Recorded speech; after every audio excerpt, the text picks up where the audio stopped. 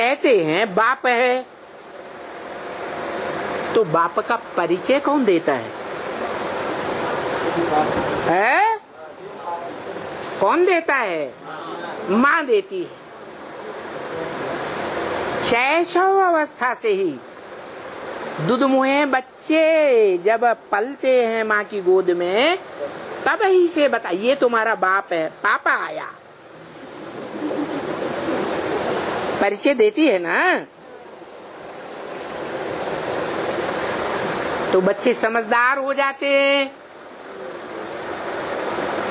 तो पक्का कर लेते हैं बाप है, हैं?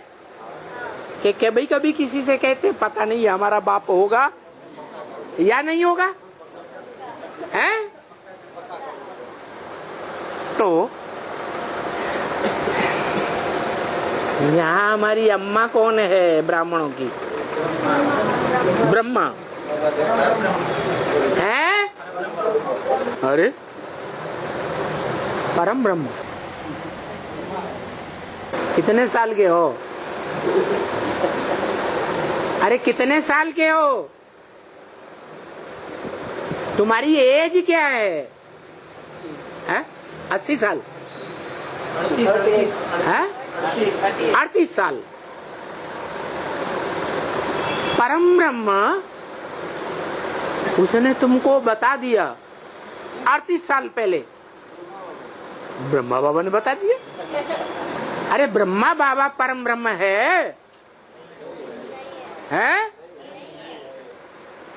फिर परम ब्रह्म कौन है? पिता और परम ब्रह्म परे ते परे ब्रह्मा, परे ते परे रहने वाली अम्मा, और वो भी प्रजापिता। कैसे? दुनिया में ऐसे कभी देखा कि कोई बच्चा कहे कि पिता ने हमें जन्म दिया और पिता ने ही हमें परिचय दिया कि मैं तुम्हारी अम्मा भी हूँ और मैं तुम्हारा बाप भी हूँ?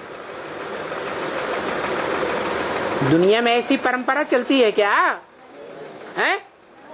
नहीं, ये तो झूठी बात है।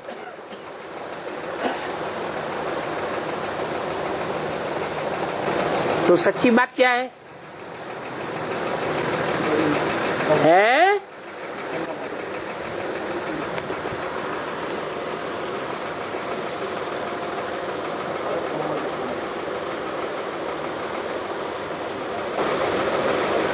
कोई कोई तो क्लास में भी सो जाते हैं। कैसा भी बढ़िया वार्तालाप हो, वाणी हो, मुंह फैला के सोते रहते हैं।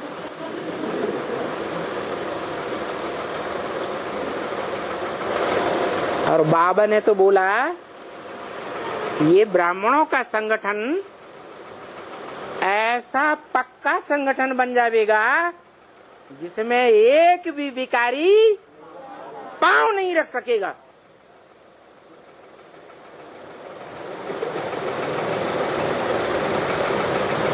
जो कोई प्रश्न कर सके, अरे भाई जी, अरे माता जी, रात भर तुम क्या करते रहे हैं? और कहते हो भगवान बाप आया हुआ है, सुप्रीम टीचर दुनिया का आया हुआ है, और उनके क्लास में आकर के तुम सो जाते हो।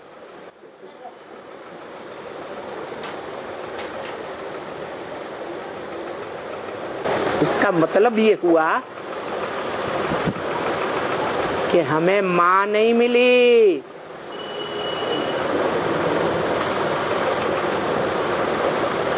न परम ब्रह्म के रूप में माँ मिली प्रैक्टिकल में, इस जीवन में।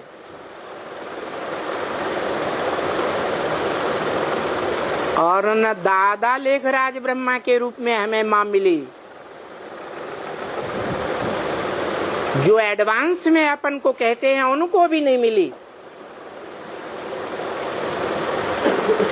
और जो कहते हैं हम बेसिक पढ़ाई पढ़ रहे हैं ब्राह्मण धर्म की, उनको भी नहीं मिली। असली माँ नहीं मिली। मिली मिली हाँ? असली माँ मिली होती तो ब्रह्मा के मंदिर बने होते, यादगार। सारी सृष्टि की, मनुष्य सृष्टि की असली माँ मिली होती तो ब्रह्मा की मूर्तियां मिलनी चाहिए और ब्रह्मा की पूजा होती होती। अरे खास भारत में तो माता की पूजा करते हैं या नहीं करते हैं? तो माता के रूप में जो हमें बाप का परिचय दे और हमको एवरलास्टिंग जीवन जब तक रहे तब तक के लिए पक्का निश्चय हो जाए कि 100% हमारा यही बाप है, दूसरा बाप नहीं हो सकता।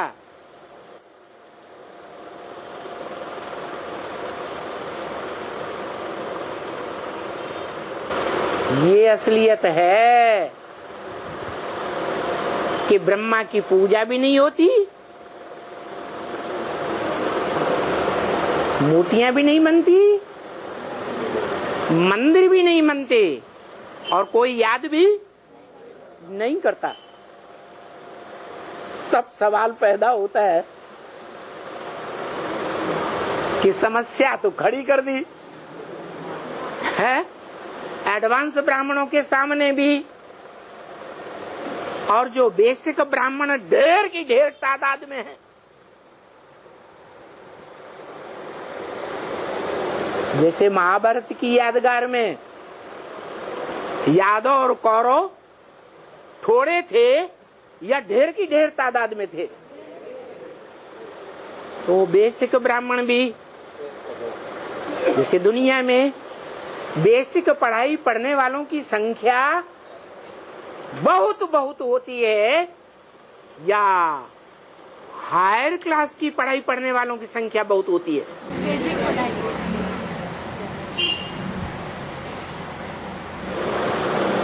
तो समस्या तो आ गई दोनों प्रकार के ब्राह्मणों के बीच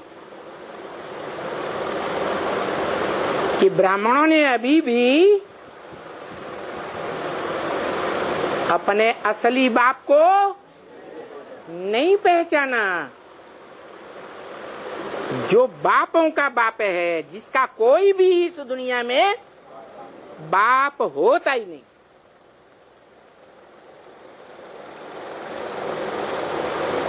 इस दुनिया में तो क्या तीनों लोक में नहीं होता, न दुख धाम में, न सुख धाम में, न शांति धाम में।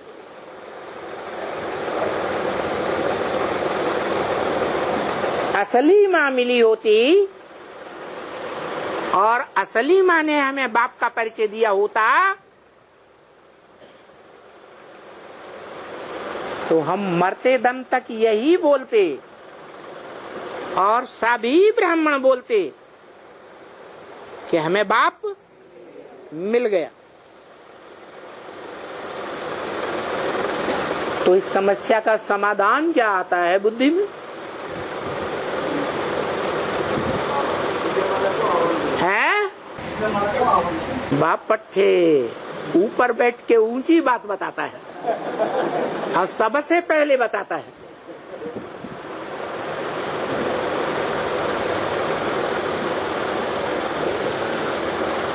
बापों का बाप तो कहते हैं शिव बाप, इनकी बिंदी आत्मा का ही नाम शिव है। वो ब्रह्मा मुख से ही कहते हैं।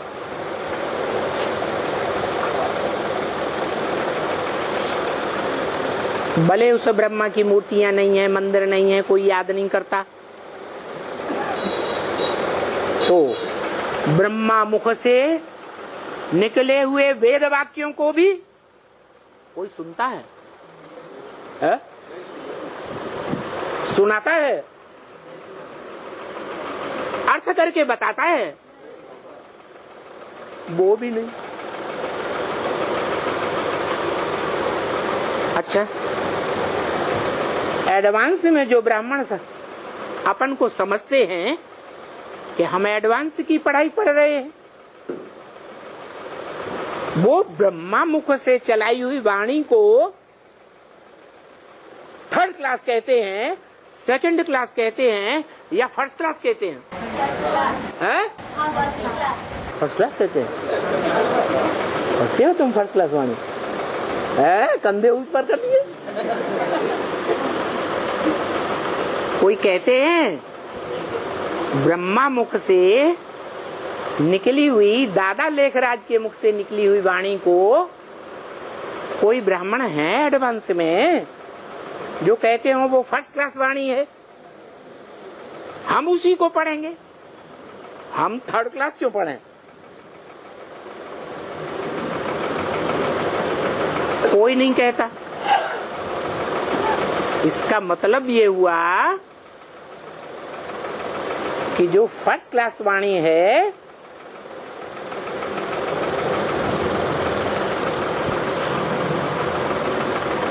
तो फर्स्ट क्लास बच्चे होंगे, उन्होंने ही उस वाणी को जो ब्रह्मा मुख से चलाई गई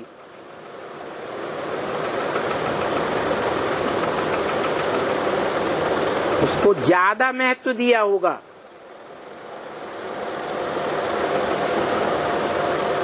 जिन बच्चों को सुप्रीम सोल बाप ज्यादा में ज्यादा महत्व देता है, कौन से बच्चे हैं? अरे ब्राह्मणों की दुनिया में कोई बच्चे हैं जिनको सुप्रीम सोल बाप ज्यादा से ज्यादा महत्व देता है?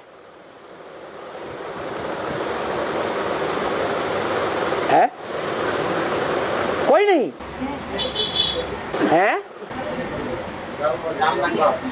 बस एक ही है, एक ही है जो उस वाणी को पढ़ता है, सुनता है, सुनाता है, व्याख्या करता है,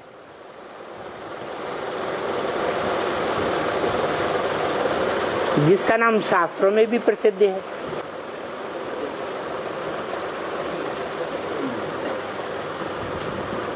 शास्त्रों का व्याख्याता,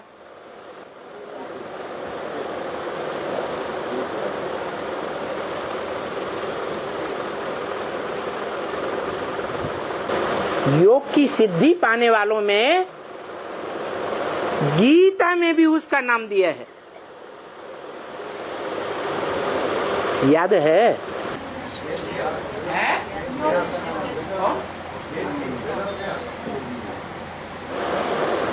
गीता में लिखा है कि सिद्धि पाने वालों में व्यास है नंबर 1 है। सांख्य योग के बारे में ये तो बोला, सांख्य योग पृथक वाला प्रबदंती ना पंडिता, लेकिन योग की सिद्धि पाने वालों में उसका नाम गीता में आया है। फिर वो व्यास, वो तो वेद व्यास हुआ, उसका नाम पूछा जा रहा है जो बात चल रही है व्याख्याता की। कोई बात कोई मंत्र किसी को सुना दिया, सुनने वाले ने सुन लिया, उसके अर्थ को जानता नहीं, भाव को जानता नहीं,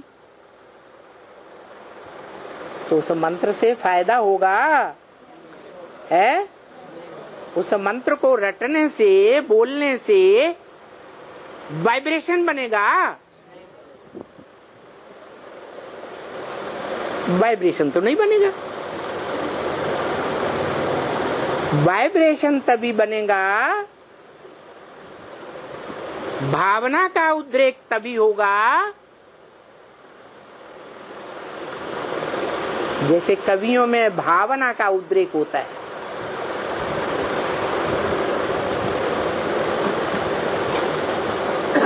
तो कवियों को बड़ा विद्वान माना जाता है।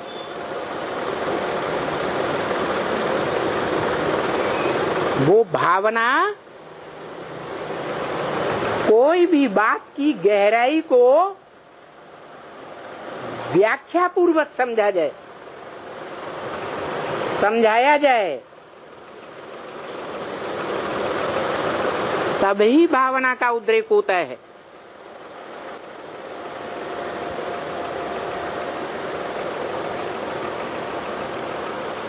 तो गीता में वो श्लोक आया है, सिद्धानाम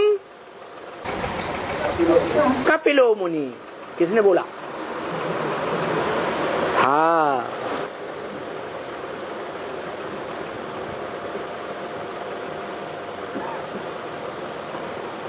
जिस कपिल मुनि के नाम पर काम्पिल्य नगर बसाया गया,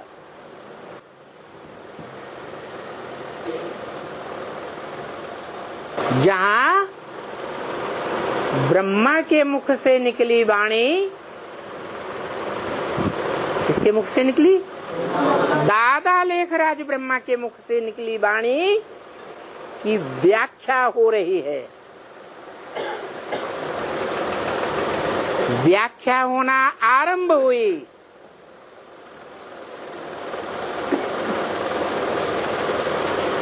उस स्थान का नाम क्या पड़ा? काम्पिल्य नगर, जहां महाभारत प्रसिद्ध पांडवों ने लंबे समय तक वनवास किया था।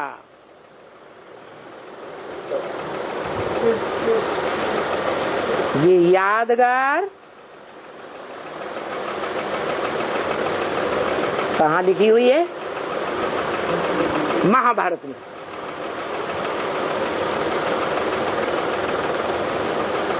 वो कपिल मुनि सिद्धा नाम कपिलो मुनि कहा जाता है। माना जो सांख्य और योग अलग अलग नहीं है, इसलिए बताया कि इन्होंने ब्रह्मा के मुख से निकली हुई वाणी की व्याख्या की। इसलिए सांख्य शब्द आता है। सांख्य का अर्थ है सह आख्या। सांख्य माने सह आख्या, माने व्याख्या के साथ जो बात बताई जाए, विस्तार से जो बात समझाई जाए, उसको क्या कहते हैं? सांख्य। और सांख्य शास्त्र के प्रणेता अव्वल नंबर पहले पहले जो थे वो कौन हुए? हैं? कपिल मुनि हुए, जिन्होंने ब्रह्मा मुख से निकली वेदवाणी, जो असली वेदवाणी है, उसकी व्याख्या की थी।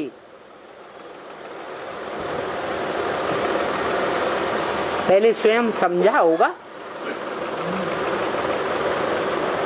कि बिना समझे व्याख्या कर दी? पहले समझा होगा, फिर समझाया होगा। तो गीता में जो लिखा है, योग की सिद्धि पाने वालों में कपिल मुनि हूं, किसने बोला?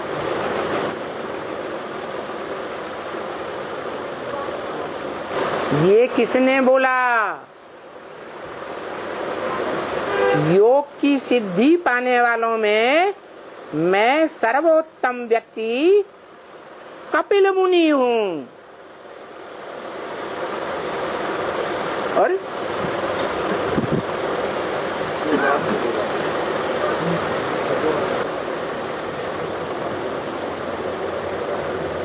बाप का परिचय देने की बात चल रही है।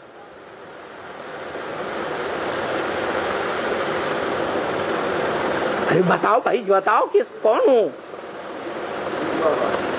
शिव बाबा। शिव बाप नहीं है? शिव बाप नहीं है? शिव बाप, ये तो वोटिंग करनी पड़ेगी। हाँ, अरे सबसे ऊपर बैठ करके दो दो बातें मत बदलो तुरंत की तुरंत। एक बार कहते शिव बाबा, दूसरी बार कहते शिव बाप। शिव बाप ने बताया ब्रह्मा मुख से है? शिव बाप ने बताया ब्रह्मा मुख से। शिव बाप ने ब्रह्मा के मुख से बताया। सिद्धा नाम कपिलो मुनि, योग की सिद्धि पाने वालों में मैं कपिल मुनि हूं, ये बताया। ये तो वही बात हो गई जैसे आप कहेंगे कि ब्रह्मा मुख से शिव बाप ने बताया, मन मना बहु। अरे तो ये भी बताया होगा। बताया, शिव बाप ने बताया। किसने बताया? है? फिर प्रजापिता। अरे प्रजापिता तो इस मनुष्य सृष्टि का पतितम व्यक्ति है, जो पतित से पतित होता है,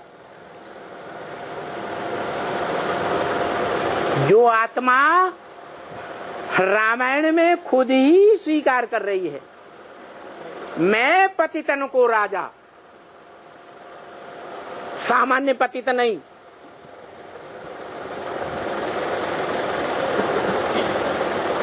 और बाप ने बोल दिया ब्रह्मा मुख से कि अपने अपने शास्त्रों में अपनी अपनी कथा कहानियां लिख दी है। तो रामायण किसने लिखी है? किसने? राम आयन, राम का घर।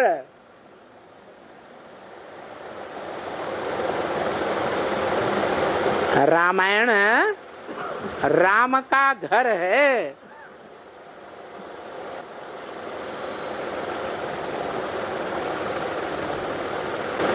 जहाँ रामायण होती है वहाँ राम ही राम होता है।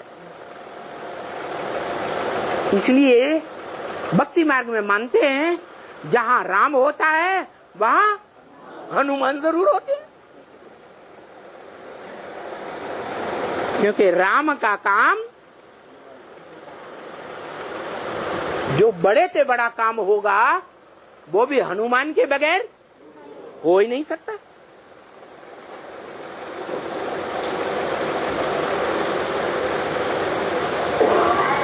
तो वो रामायण शिव बाप के ब्रह्मा मुख से उच्चारे हुए महावाक्य के अनुसार ये पक्का हो जाता है, चाहे वाल्मीकि रामायण हो या तुलसी कृत रामायण हो, दोनों ही शास्त्र किसने लिखे? राम वाली आत्मा ने लिखे, जिसे शिव बाप कहते हैं, राम बाप को कहा जाता है और कृष्ण बच्चे को कहा जाता है। अरे भगवान की आत्मा बताई रही है क्या? अगर बापों में कोई बड़ा बाप है मनुष्य सृष्टि का तो कौन? राम वाली आत्मा। और 500-700 करोड़ बच्चों में, मनुष्य आत्माओं में, भले वो देव आत्माएं कभी बनी हो, उनके बीच बड़ा बच्चा कौन है? अरे बच्चों में बड़ा बच्चा कौन? मनुष्य सृष्टि के झाड़ में पहला पत्ता रूपी बड़ा बच्चा कौन? कृष्ण बच्चा। तो साफ साबित होता है कि राम बाप को कहा जाता है और कृष्ण बच्चे को कहा जाता है।